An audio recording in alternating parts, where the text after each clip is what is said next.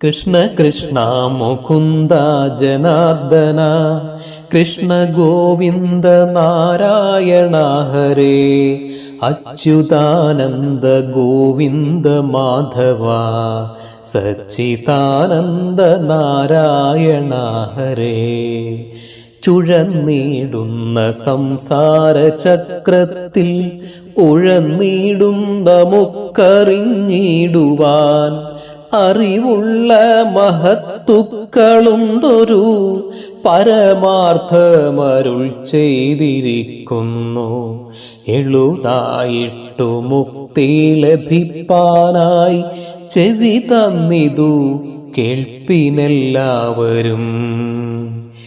ജീവിതമാകുന്ന ഈ കാലചക്രത്തിൽ സഞ്ചരിക്കുന്ന മനുഷ്യർക്ക് യഥാർത്ഥ ജ്ഞാനം എന്താണ് എന്ന് മനസ്സിലാക്കുന്നതിനായി മുൻപ് ജീവിച്ചിരുന്ന മഹാന്മാർ പലതരത്തിലുള്ള മുക്തിമാർഗങ്ങളും പറഞ്ഞു തന്നിട്ടുണ്ട്. അത് ശ്രദ്ധയോടെ കേൾക്കുക എന്നാണ് ഇവിടെ കവി പറയുന്നത്. ചെവി തന്നിതു കേൾപ്പിനെല്ലാവരും എന്നാണ്. എങ്ങനെ കേൾക്കണമെന്നാണ്? വെറുതെ കേട്ടാൽ പോരെ, ശ്രദ്ധിച്ചു കേൾക്കണമെന്നാണ് പറഞ്ഞിരിക്കുന്നത്.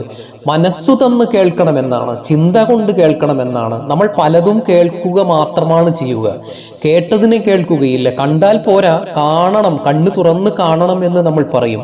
ഒറ്റ മാത്രയിൽ കാണുന്നതല്ല കാഴ്ച. കാണുന്തോറും കാഴ്ചയുടെ വ്യാപ്തി കൂടും, കൂടുതൽ അറിയാൻ കഴിയും. അതുപോലെ തന്നെ കേൾക്കുന്തോറും കേൾവിയുടെ ആഴം കൂടും, കേട്ടതിനപ്പുറത്തേക്ക് അറിയാൻ കഴിയുമെന്നാണ്. നമ്മൾ കുട്ടികളോട് ചോദിക്കും, മഴ കണ്ടിട്ടുണ്ടോ, പുഴ കണ്ടിട്ടുണ്ടോ, നിലാവ് കണ്ടിട്ടുണ്ടോ, മഞ്ഞ് കണ്ടിട്ടുണ്ടോ എന്നൊക്കെ ചോദിക്കും. കുട്ടികൾ പറയും ഉണ്ട്, കണ്ടിട്ടുണ്ട് എന്ന് പറയും. പക്ഷേ മഴയുമായി സംസാരിച്ചിട്ടുണ്ടോ?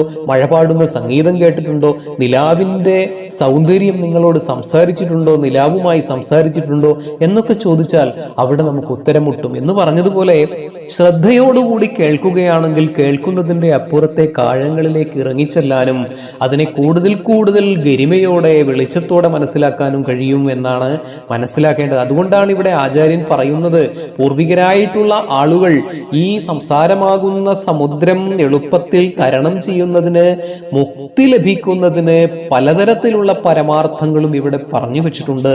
അത് ഞാൻ ഇനി പറയാം, നിങ്ങൾ ചെവി തന്ന് കേൾക്കൂ എന്നാണ് ആചാര്യൻ പറയുന്നത്. ശ്രീകൃഷ്ണായ നമഃ.